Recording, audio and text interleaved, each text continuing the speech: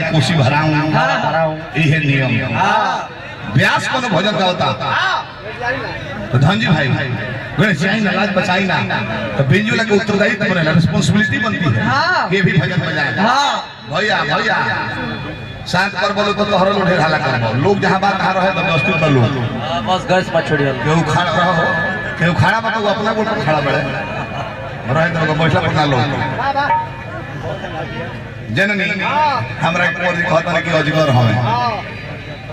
जाए तो ठीक बा अजगर हम जीव जंतु खाई ले सुरुक के खींच के मुआ के खा जाइले ये कहले हैं कि हम गेहूं साफ हो तू जीव जंतु बड़का बड़का थोड़े खइबो तू खूब रहिबो तो एक दूगो मूस खइबो अन त बेंग चाप सही कहला फल चीज खइबो नीमन चीज बजावल जाला अब भाई बेंजल बजल काहे बजल हम कहते गणेश जी आई ना लाज बचाई ना इनको फर्ज बनेला बजाओ उसकी फूल बम के नारा बाई है सारा बता विद्वान श्रोता लोग कहि के भेंटवा के सेटिंग अच्छा बा भजन गाओ तो भजने बजता अभी ना जो हम कहते गणेश जी आई ना लाज बचाई ना आ त ले ले भर इसकी कितने दिनों के बाद सजना आई रात मिल क्यों मई बॉर्डर बाप रे बिगड़ गई हां जनन तने नया अपन पर बाबा ही हम गीत लिख ले अभी लिखल है अभी पूरा ध्यान दो अभी कौन है कैसे बड़ा ले चल बकशा बाबा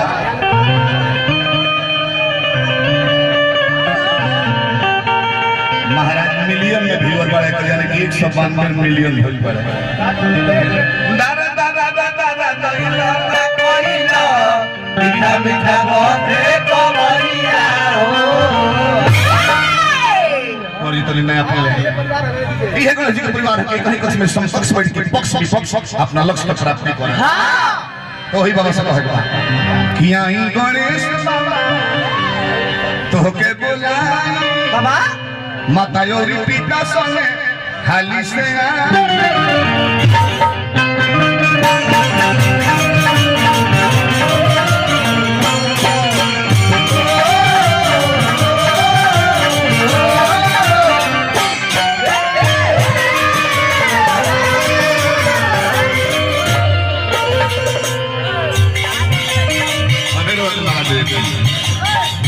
छोटा बाबू बानी जल्दी खाना में और जो मन पर है तो बोला बिगाड़ी जाओ जो बोला बस कहल जाता सुनो का पावर रखा एगो बंजरपुर फिल्म में तो कौन सी के जाना में दरोगा का रोल पहले बनी है दिनेश बाग बात में बोल लगता जा बहुत बहुत दोस्त साथी बारी सबका हार्दिक अभिनंदन करते लालू बाबा आई गणेश बाबा आज बोला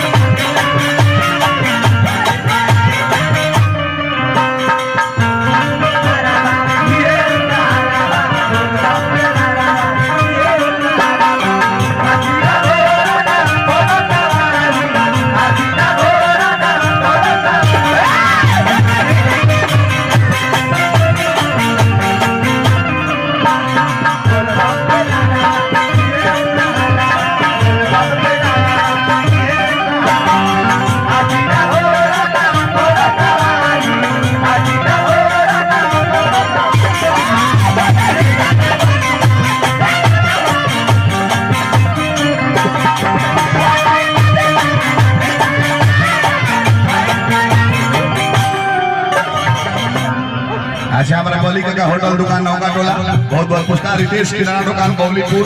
बहुत बहुत पुरस्कार हर राजा हो एगो बड़ा हम देखने हैं लालू पांडे जी का आइल बात खड़ा हो